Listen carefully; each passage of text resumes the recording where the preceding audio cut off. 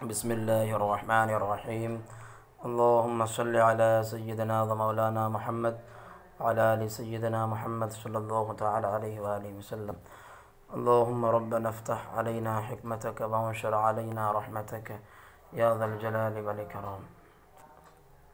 محترم طلباء، میزان کا سبق ہم شروع کرتے ہیں۔ تو پہلے سبق میں ہم نے علم صرف کی تعریف، موضوع، غرض و غایت اور لفظ کی تعریف، اس کے اقسام ہم نے بیان کر دی ہے اور واضح علم کے بارے میں بیان کی ہے۔ آج ہم اس سبق میں جو کلمے کی جو 3 اقسام ہیں اس کے بارے میں بحث کریں گے، اور ان تینوں قسمیں کی کتنے اقسام ہیں اس کے بارے میں بحث ہوگی انشاءاللہ۔ تو آئیے سبق کو شروع کرتے ہیں۔ تو آپ نے ما قبل میں پڑھا کہ لفظ کی اولاً 2 قسمیں ہیں، لفظ مہمل، لفظ مستعمل۔ لفظ مہمل سے چونکہ علوم میں بحث نہیں ہوتی، لفظ مہمل سے بحث نہیں ہوتی، لفظ مستعمل سے بحث ہوتی ہے۔ لفظ مستعمل کا دوسرا نام لفظ موضوع بھی ہے۔ اس کی 2 قسم ہو جاتی ہے، مفرد اور مرکب۔ مفرد کی آپ نے تعریف پڑھ دی کہ ایک لفظ ہو وہ ایک ہی معنی پر دلالت کرنے کے لیے وضع کیا گیا ہو، جیسے کہ رجل مرد، معنی ہے اس کا رجل ایک لفظ ہے اور ایک ہی معنی پر دلالت کر رہا ہے۔ مرکب کی آپ نے تعریف پڑھ دی کہ جو 2 کلمہ یا 2 سے زائد کلموں سے مل کر بنے، جیسے کہ ضرب زید مرکب ہے، اسی طرح غلام و زید مرکب ہے، 2 کلموں سے بنا ہے۔ اب غلام و زید الگ، یہ الگ بات ہے کہ وہ مرکب ناقص ہے اور ضرب زید مرکب تام ہے۔ تو یہ بحث ہو گئی تھی ہماری۔ یہاں سے ایک مصنف نے ایک بات بتائی تھی، وہ یہ کہ علم صرف کو علم نحو سے پہلے کیوں پڑھاتے ہیں، اور مصنفین اور مدرسین اس بات کی طرف کیوں مائل رہتے ہیں کہ علم صرف کو علم نحو سے پہلے پڑھایا جائے۔ یہ ایک سوال ہے۔ تو اس کا جواب مصنف نے یہی ہے، یہاں پر یہ بیان کی ہے کہ صرفی حضرات بحث کرتے ہیں مفردات سے اور نحوی حضرات بحث کرتے ہیں مرکبات سے۔ مفردات کا وجود پہلے ہے، مرکبات کا وجود بعد میں ہے۔ مفردات مقدم ہے مرکبات پر، تو لہذا جب مفردات مفردات یہ مقدم ہے مرکبات پر اور صرفی مفردات ہی سے بحث کرتے ہیں، تو لہذا اسی وجہ سے علم صرف کو پہلے پڑھایا جاتا ہے اور علم نحو کو بعد میں پڑھایا جاتا ہے، چونکہ اس میں بحث جو ہے ہوتی ہے مرکبات سے۔ تو صرفیان از مفردات بحث میں کنن، صرفی مفردات سے بحث کرتے ہیں، ونحویہ از مرکبات، نحوی مرکبات سے۔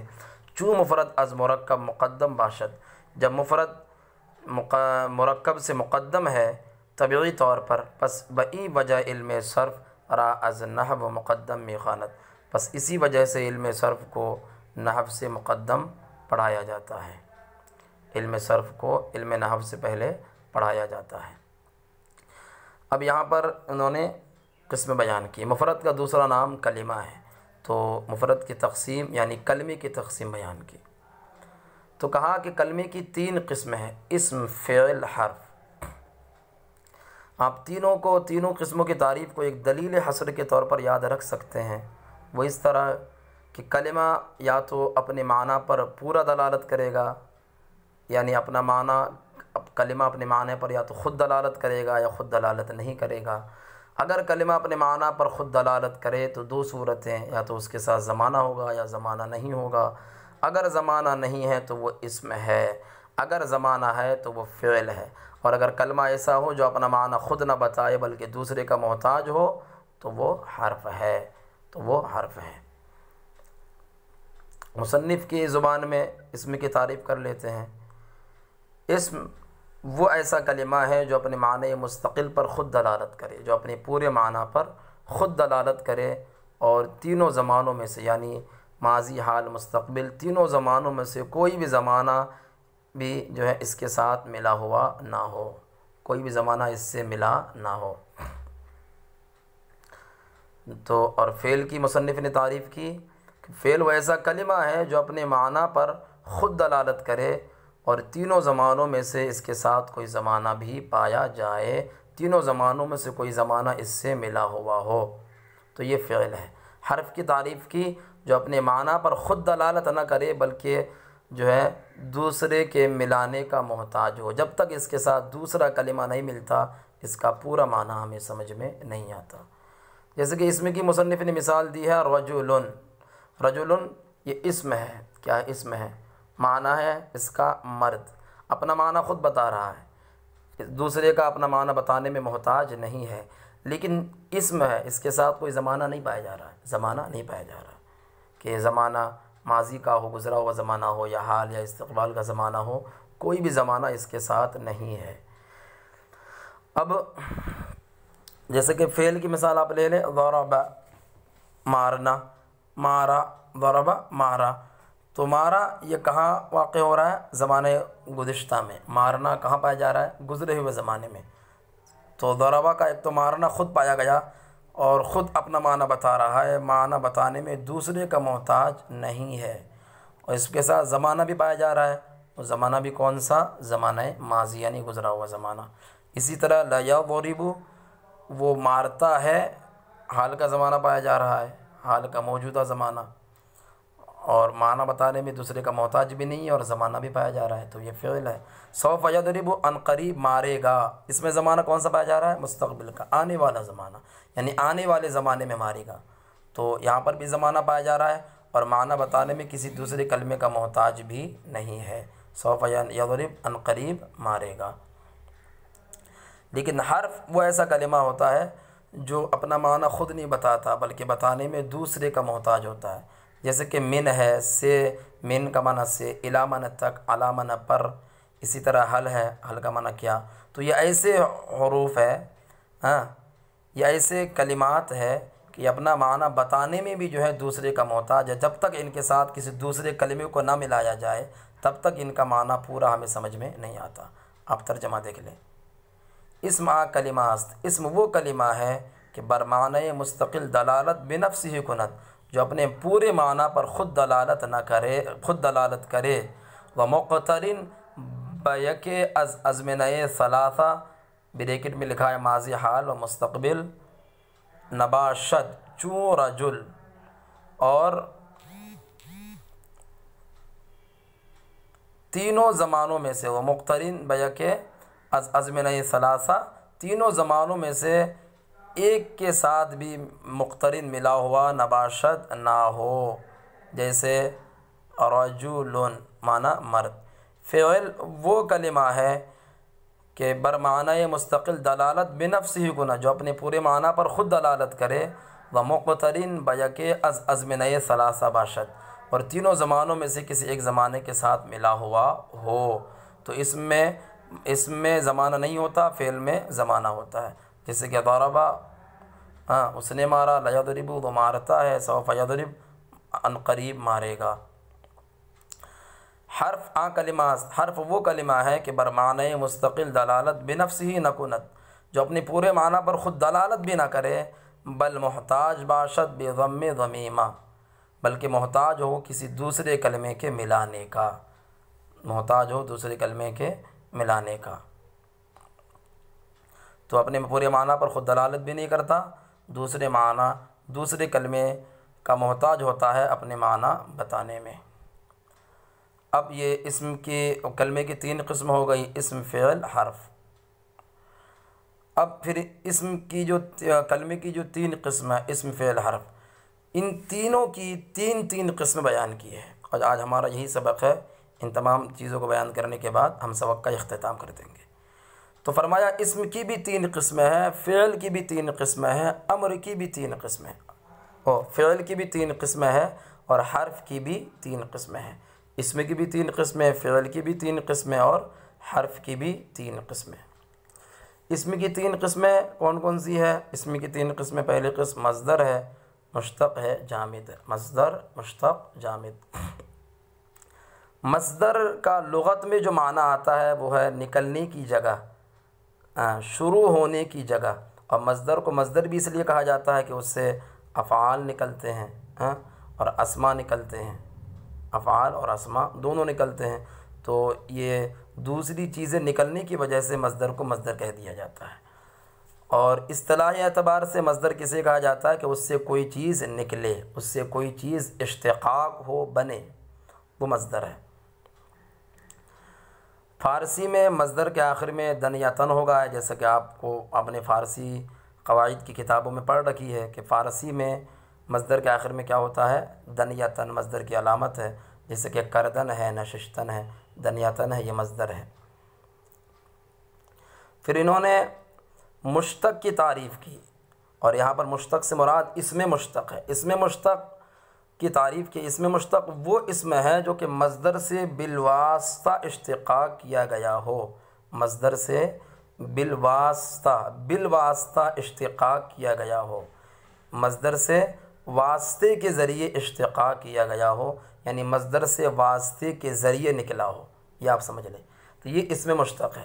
جیسے کہ آپ مثال لے لیں ضاربن، کیا ضاربن اسم فاعل ہے، اسم مشتق کا صیغہ ہے، یہ نکلا ہے مصدر ہی سے، ضربن ہی سے، لیکن بیچ میں بہت سارے واسطے ہیں، بیچ میں فعل ماضی ہے، پھر مضارع ہیں، تب پھر یہ واسطوں کے ذریعے بنا ہے، لیکن یہ بھی ہے مصدر ہی سے نکلا ہے ضربن سے، لیکن بیچ میں واسطہ ہے، واسطوں کے ذریعے بنا ہے، جیسے کہ ضربن سے بنا فعل ماضی ضربا، اور ضربا سے بنا مضارع یضرب، اور پھر یضربو سے بنا ہے ضاربن، یضربو سے بنا ہے ضاربن۔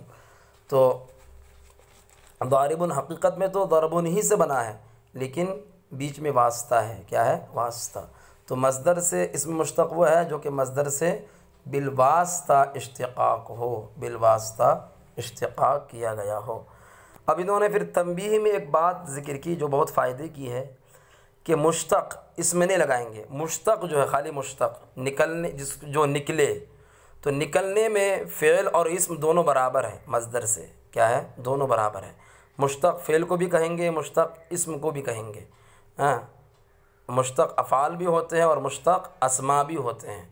تو اگر مطلق مشتق کی تعریف کرنا ہو، اسم نہیں لگائیں گے، فعل نہیں، اگر مطلق مشتق کی تعریف کرنا ہو تو کیسے کریں گے کہ مشتق وہ ہے جو کہ مصدر سے بالواسطہ یا بلا واسطہ اشتقاق کیا گیا ہو، جو مصدر سے بالواسطہ یا بلا واسطہ اشتقاق کیا گیا ہو، مطلق مشتق کی تعریف اگر کرنی ہو تو۔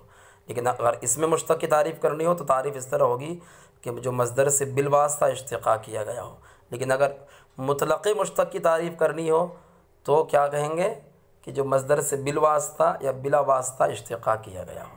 جیسے کہ آپ مثال لے لیں ضربا، ضربا بنا ہے ضربن سے، تو جو ضربا جو بنا ہے ضربن سے، بیچ میں کوئی واسطہ نہیں ہے، یہ بلا واسطہ بنا ہے ضربن سے، لیکن پھر فعل ماضی سے مضارع بنا یضربو، تو یضربو جو ضربن سے بنا ہے لیکن بننے میں ایک بیچ میں واسطہ ہے، بیچ میں کیا واسطہ ہے؟ ضربا، تو یہ جو مصدر سے بنا ہے یہ واسطے کے ذریعے بنا ہے۔ اسی طرح ضاربن جو فعل مضارع سے بنا ہے، ہاں، تو ضاربن بھی یہ بھی حقیقتاً میں جو بنا ہے مصدر ہی سے، لیکن واسطے کے ذریعے بنا ہے، بیچ میں واسطہ کیا ہے؟ یضربو فعل مضارع۔ تو اس میں مشتق جو مصدر سے بالواسطہ بنے، اور اگر مطلق مشتق کی تعریف کرنی ہو تو کیا کہیں گے؟ جو مصدر سے بالواسطہ یا بلا واسطہ بنے، جو مصدر سے بالواسطہ یا بلا واسطہ بنے، تو اس صورت میں اسم بھی داخل ہو جائیں گے اور فعل بھی داخل ہو جائیں گے۔ تو یہ آپ ترجمہ دیکھ لیں ان دونوں کا پہلے۔ مصدر در لغت جائے صدور را گویند، مصدر لغت میں صادر ہونے کی جگہ کو کہتے ہیں۔ ودر اصطلاح اسم است، اور اصطلاح میں وہ اسم ہے کہ عزب چیز اشتقاق کردہ باشد، کہ اس سے کوئی چیز اشتقاق کیا گیا ہو۔ ودر معنی فارسی آخر او دنیا تن باشد، اور فارسی میں اس کے آخر میں دنیا تن ہوگا، جیسے کہ فعل کردن کرنا، جلوس نشستن منا بیٹھنا۔ اب تنبیہ میں وہی بات ذکر کی جو میں نے آپ کے سامنے بیان کی ہے۔ مطلقاً مشتق فعل و اسم ہر دورہ گویند، مطلقاً مشتق جو ہے فعل اور اسم دونوں کو کہتے ہیں، مشتق فعل اور اسم دونوں ہوتے ہیں، دونوں کو کہتے ہیں۔ و تعریف مطلقاً مشتق ای است، اور مطلقاً مشتق کی تعریف یہ ہے کہ مشتق آس، مشتق وہ ہے کہ از مصدر اشتقاق کردہ باشد بالواسطہ یا بلا واسطہ، کہ جو مصدر سے اشتقاق کیا گیا ہو بالواسطہ یا بلا واسطہ، جیسے کہ ضربا ضربن سے، اور یضربو یا ضربا سے، اور ضارب یہ یضربو سے، بنا کردن بناتے ہیں، ضربا کو یضربو سے بناتے ہیں، یضربو کو ضربا سے، اور ضاربون کو یضربو سے بناتے ہیں۔ یعنی ماضی بلا واسطہ مشتق کردہ باشد، یعنی ماضی بلا واسطہ مشتق ہے، اور دیگر افعال اسما بالواسطہ مشتق کردہ باشد، اور دوسرے افعال اور اسما جو ہیں یہ واسطے کے ذریعے مشتق ہے، واسطے کے ذریعے مشتق ہے۔ بہت آسان سی بات ہے، آپ ذرا سمجھیں۔ پھر اس کے بعد اسم کی تیسری قسم جامد۔ جامد کا معنی آتا ہے جمع ہوا، کیونکہ اس سے کوئی چیز نکلتی نہیں ہے، اور نہ اس سے اور اس سے کوئی بھی چیز نکلتی نہیں، اور نہ یہ کسی چیز سے نکلا ہے، تو اسی وجہ سے جمع ہوا، اس کو جامد کہا جاتا ہے۔ جامد وہ ہے کہ عضو مشتق نباشد و ازوں چیز مشتق نباشد، کہ از چیز مشتق نباشد و ازوں چیز مشتق نباشد، کہ یہ کسی چیز سے مشتق نہیں اور نہ اس سے کوئی چیز مشتق ہے، یعنی یہ بھی کسی چیز سے نہیں بنا ہے اور نہ اس سے کوئی دوسری چیز بنتی ہے، تو یہ جامد ہے۔ جیسے کہ لفظ رجل، یہ اسم جامد ہے، تو رجل یہ ایسا اسم ہے کہ اس سے بھی کوئی دوسرا نہیں بنتا اور نہ جو یہ کسی دوسرے سے بنا ہے۔ رجل نہ اس سے، نہ یہ کسی دوسرے سے بنا ہے اور نہ اس سے کوئی دوسری چیزیں نکلتی ہے، بنتی ہے، نہیں بنتی۔ تو جامد وہ اسم ہے کہ جو کسی چیز سے مشتق نہ ہو اور نہ اس سے کوئی چیز مشتق ہو، یہ اسم جامد ہے۔ اب فعل کی فی تین قسم بیان کی، بہت آسان ہے، آپ یاد رکھیں۔ فعل کی تین قسم بیان کی، ماضی، مضارع، امر۔ ماضی، مضارع، امر۔ ماضی کے گزرے ہوئے زمانے میں جو کسی کام کے کرنے یا ہونے پر دلالت کرے وہ فعل ماضی ہے، اور مضارع جو گزرے ہوئے مضارع جو کسی کام کے کرنے یا ہونے پر زمانے آئندہ یا زمانے موجودہ میں دلالت کرے، کہ جو زمانے آنے والے زمانے میں یا زمانے موجودہ میں کسی کام کے کرنے یا ہونے پر دلالت کرے وہ مضارع ہے۔ مضارع میں دونوں چیزیں پائی جاتی ہے، حال بھی اور استقبال بھی پایا جاتا ہے۔ تو ماضی کی تعریف ہو گئی۔ ماضی کی تعریف کیا ہے؟ کہ جو کسی کام کا کرنا یا ہونا اگر گزرے ہوئے زمانے میں سمجھا جائے تو وہ فعل ماضی ہے، اگر کام کا کرنا یا ہونا زمانے آئندہ یا زمانے حال میں سمجھا جائے تو وہ فعل مضارع ہیں۔ اسی طرح امر کہا جاتا ہے کہ مخاطب سے زمانے آئندہ میں کوئی کام، مخاطب کو زمانے آئندہ میں کسی کام کا حکم دیا جائے، کوئی کام کرنے کا حکم دیا جائے تو وہ فعل امر ہوتا ہے، وہ فعل امر ہوتا ہے۔ تو اب دیکھیے اس کی تعریف آپ نے پہلے بھی پڑھ رکھی ہوگی، بہت آسان ہے۔ سے اقسام فعل، فعل کی تین قسمیں، ماضی، مضارع، امر۔ ماضی، مضارع اور امر۔ اصل اقسام فعل ای سے اند و دیگر از مضارع بنا کردہ شوند۔ فعل کی اصل اقسام یہی تین ہیں، یعنی ماضی، مضارع، امر، و دیگر از مضارع بنا کردہ شوند، اور دوسرے جتنے بھی فعل کی قسمیں ہیں یہ مضارع سے ہی بنائے جاتے ہیں۔ ماضی فعل است، ماضی وہ فعل ہے کہ وضع کردہ باشد برائے حدث در زمانہ گزشتہ، کہ جو زمانے گزرے ہوئے زمانے میں کسی کام کے کرنے یا ہونے کے لیے وضع کیا گیا ہو۔ مضارع در لغت بمعنی مشابہ است، مضارع لغت میں کس کے معنی میں ہے؟ مشابہ کے معنی میں ہے۔ اصطلاح میں وہ فعل ہے کہ وضع کردہ باشد برائے حدوث کار در زمان حال یا استقبال، کہ جو زمان موجودہ یا آئندہ میں کسی کام کے کرنے یا ہونے کے لیے جو ہے وضع کیا گیا ہو، کسی کام کے کرنے یا ہونے کے لیے وضع کیا گیا ہو، یعنی جو کسی کام کے کرنے یا ہونے پر دلالت کرے زمانے موجودہ یا زمانے آئندہ میں، وہ مضارع ہے۔ امر در لغت فرمودن کار را گویند، امر کہتے ہیں لغت میں کسی کام کا حکم دینا، لغت میں کسے کہتے ہیں؟ کسی کام کا حکم دینا۔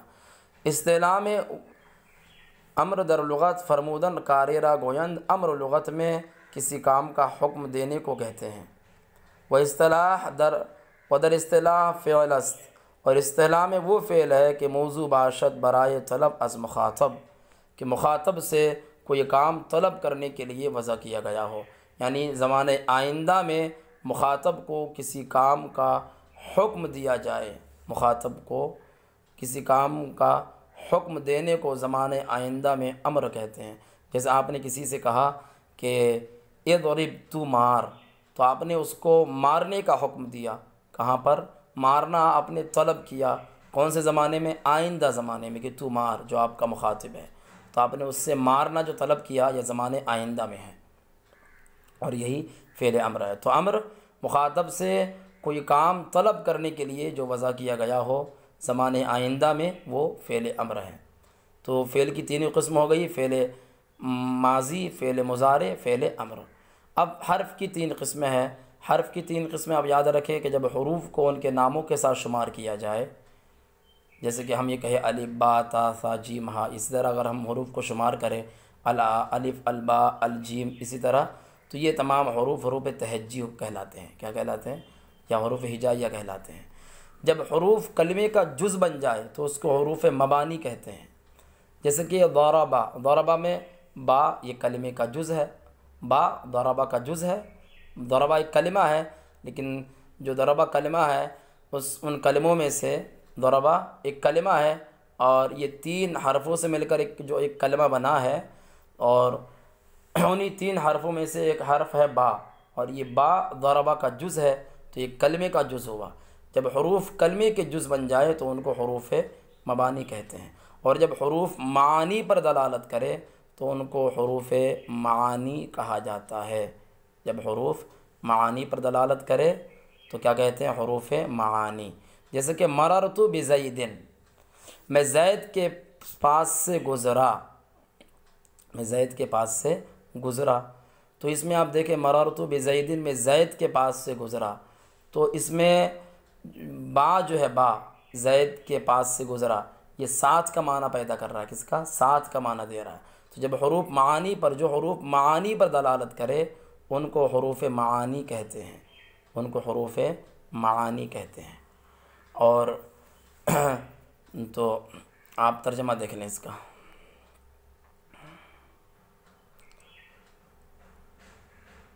سے اقسام حرف، حرف کی تین قسمیں، تہجی، مبانی، معانی۔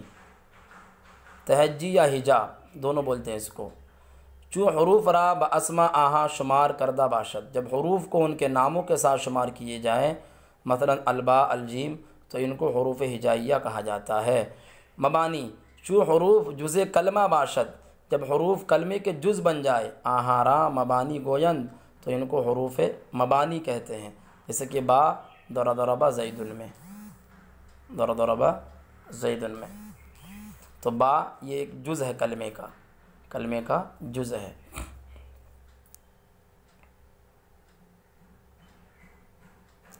اسی طرح معانی، چوں حروف دلالت بر معانی کنند، جب حروف معانی پر دلالت کرے تو حروف معانی اند، وہ ان کو حروف معانی کہا جاتا ہے۔ جیسے کہ با در مررت بزید میں، تو با مررت بزید میں دلالت بل الصاق کنند، یہ الصاق پر دلالت کر رہا ہے۔ الصاق کا معنی آپ یہ سمجھ لیں اتصال الشیء بالشیء، الصاق کہا جاتا ہے کہ ایک شے کا ملنا دوسری شے کے ساتھ۔ مررت بزید میں با ساتھ کے معنی پر دلالت کر رہا ہے کہ میں زید کے پاس سے گزرا، ہاں، تو میں زید سے مل کر گزرا، یہ معنی ہے۔ اتصال الشیء بالشیء اسی کو کہا جاتا ہے کہ ایک شے کا دوسری شے کے ساتھ ملنا۔ تو جب حروف معانی پر دلالت کرے تو وہ حروف کیا ہے؟ حروف معانی ہے۔ اتنا ہو گیا، کلمے کی تین قسموں کی تعریف بھی ہو گئی۔ اس کے بعد اب جو کلمے کی جو تین قسمیں ہیں ان تمام کی جو اقسام ہیں ان کی بھی تعریفات ہو گئی۔ اسم کی تین قسمیں ہیں، فعل کی تین قسمیں، حرف کی تین قسمیں ہیں، تمام چیزیں میں نے بیان کر دی، آپ حضرات یاد رکھیں۔ اسم کی تین قسمیں، مصدر مشتق جامد، فعل کی تین قسمیں، ماضی مضارع امر زمانے کے اعتبار سے، اور حرف کی تین قسمیں، حروف تہجی، حروف مبانی، حروف معانی۔